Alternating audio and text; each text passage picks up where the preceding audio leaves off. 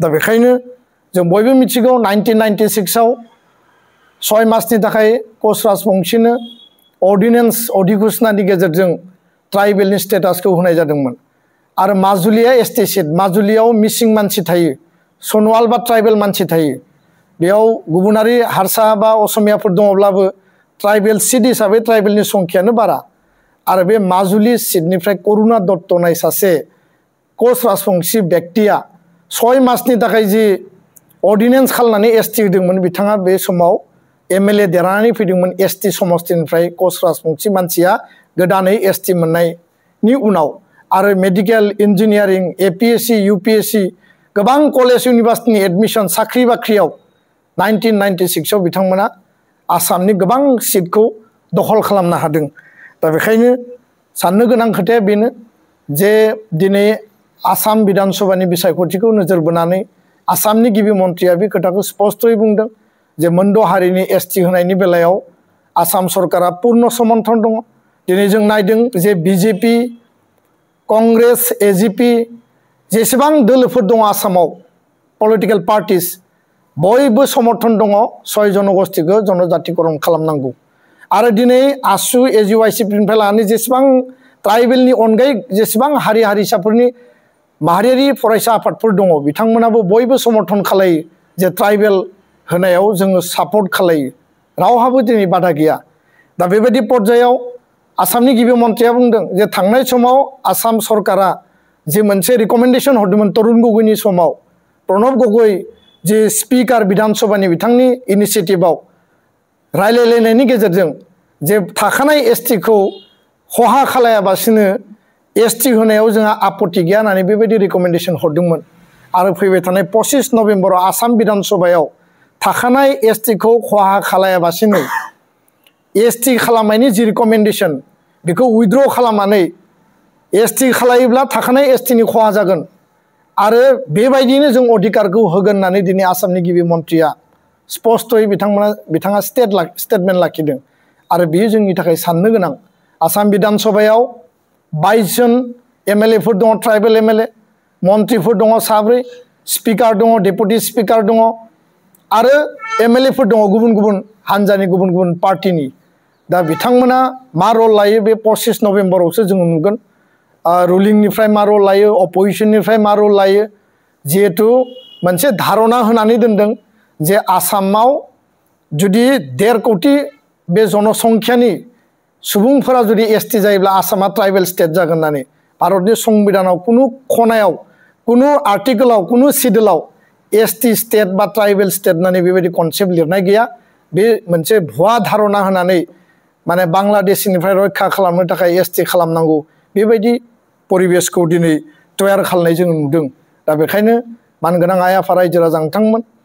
जुदि गोदानै मोनद' हारिखौ एसटी खालायोबा दिनै आनडिभाइडेड गवालपारानि खोथाखौ सिंजों सिं सावरायबाय थानाय जों खोनादों आरो दिनै मरान मटकनि खोथाखौ सिंजों सिं सावरायबाय थानाय खोनादों टि ट्राइबनि 36टा जि ट्राइब जायखौ रिकमेन्डेशन खालामदोंमोन बे खोथायाबो दिनै सोलिबाय थादों आरो बेबायदि जुदि जायोब्ला दिनै नाय माने कार्बि आंलं डिमा हासावनि खोथाखौ आं बुंथ'लिया बिथांमोना हिलाव दङ हिलनि थाखाय 6 शिड्युल होनाय जादों किन्तु प्लेन्सआव बिटिसिआव बिटिआरआव जुदि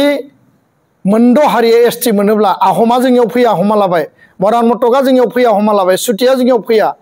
किन्तु कच राजबंशी आरो जोंनि जि आदिबासी बा टि ट्राइब जोंनि जायगायाव दङ बिथांमोना जुदि गोदानै एसटी जायोबा इनक्लुड जायोबा जोंनि भिसिडिसिनिफ्राय जोंनि 40टा माने काउन्सिलनि समष्टिनिफ्राय मोनद' एसेम्ब्लि दि एसटी समष्टि दङ बिटिसि बिटिआरआव आरो गासै आसामाव 19टा दङ आरो लोगोसेनो क'क्राझार लकसभा सीटआ दिनै एसटी डिफुआ एसटी डिफुआवथ' रावबो गेलेहैनाय नङा किन्तु क'क्राझार लकसभायावथ' बयबो गेलेगोन दा बेबायदि जायोब्ला पन्चायतनिफ्राय लानानै भिसिडिसि चेयारमेन प्रेसिडेन्टनिफ्राय लानानै दिनै वार्ड मेम्बारनिफ्राय लानानै दिनै माने काउन्सिलनि समष्टिनिफ्राय लानानै अट'नमास काउन्सिलनि समष्टिनिफ्राय लानानै बिनि चिफ डेपुटि चिफ इएम बे गासैबो पर्यायाव एसेम्ब्लि आरो पार्लियामेन्टआव बिथांमोना गेलेनो हागोन गेलेयोब्ला बिथांमोननि पपुलेसना जिहेतु बारा बिथांमोना जिहेतु एडभान्स कमिउनिटि अट'मेटिकेलि जोंनि काउन्सिल जोंनि आन्दलनजों मोननाय जोंनि थैनि बिनिमयाव जि बिटिसि बिटिआर मोनबाय बर' कसारि काउन्सिल मोनबाय आरो मिसिं टिवा राभा सनवाल थेङाल देउरि जेसेबां काउन्सिल दङ बिनि कुनु अस्तित्व थानाय नङा राजनितिक भाबै जों दमन जागोन आरो संबिधानिक भाबै जोङो गासैथिंबो बिथिंजों जों टस नस जागोन दा बेखायनो बे खोथाखौ जोङो स्ट्रंलि बुंदों कुनु हारिनि सायाव जोंहा गाज्रि मोननाय गैया ससियेल कनफ्लिक्ट बेखौ लानानै जानाङा जायफोरा दाबिदों बिथांमोनाबो मिसकनसेपसन साननाङा जोंनि स्पष्ट नीतिया जाहैबाय जोङो मोनद' हारिखौ थाखानाय एसटिनि जि स्टेटास बे स्टेटासजों समान पर्यायनि सम पर्यायनि एसटि जानायखौ जों मालाबाबो लुबैया आरो बिथांमोननो गोदानै एसटि थिसननायखौ जों अपोज खालामो कुनु कारनाव जाहाथे एसटि होआ आरो बिथांमोननो जाहाथे राजनैतिक भाबै संबिधानिक भाबै जिखुनु इकनमिक बायदिसिना प्रिभिलेज जिखिनि अधिकारफोर होनांगौ दङ होनानै बिथांमोनखौ जौगाहोनायनि थाखाय खामानि मावनांगौ दिनै मराननो काउन्सिल होबाय मटकनो काउन्सिल होबाय कमताफोर काउन्सिल होबाय जों बादा होआखै जों गोदो सानदोंमोन जे काउन्सिल अट'नमास काउन्सिला ट्राइबेलनि थाखायल' गुबुन गुबुन हारि माहारिनि डेभेलपमेन्ट काउन्सिल होदों किन्तु दिनै बिथांमोननो अट'नमास काउन्सिलाव होनायाव जोंहा बादा गैया दिनै मेडिकेल कलेजाव इन्जिनियारिं कलेजाव आदिबासिनो टि ट्राइबनो मरान मटकनो कच राजबंशीनो कटा होदों जोंहा बुंनो गोनां गैया बिथांमोना जि कटा लाया मानो बिथांमोना जौगालांथों स्टुडेन्ट बिथांमोननि जौगानायाव जोंहा आपत्ति गैया किन्तु थाखानाय एसटिखौ आरो बे थाखानाय एसटिखौ जाबसिननानै एसटि खालामनायखौ जों लुबैया आरो कुनु कारनाव गोदानै एसटि खालामनायखौ जोङो लुबैया आरो बेजों जोंनि राजनैतिक आरो संबिधानिक अधिकारा बे धंस जागोन आरो बेखायनो फैबाय थानाय जि 10 नभेम्बर 11 बाजायाव सनापुरनि मिनि स्टेडियामाव बयखौबो लोब लोब थांनानै ट्राइबेलनि जि मोनसे इउनिटि आरो ट्राइबेलनि जि स्ट्रेंथ बेखौ दिन्थिहैनो थाखाय खावलायबाय कारन आपार आसाम लवार आसाम दिनै गासैबो एसटि दाबिग्रा आफादफोरा दिन रात आन्दलन खालामनानै आसामखौ सोमावग्लुंनायखौ जों नुदों आरो बेखौ लानानै सरकारा दिनै गिनानै बिथांमोननि प्रेसाराव 2026नि विधानसभा इलेक्शननि परिकल्पना आरो देरहानायनि सार्थआव दिनै बे बिलखौ पास खालामनानै बा रिकमेन्डेसन हरनानै भारत सरकारखौ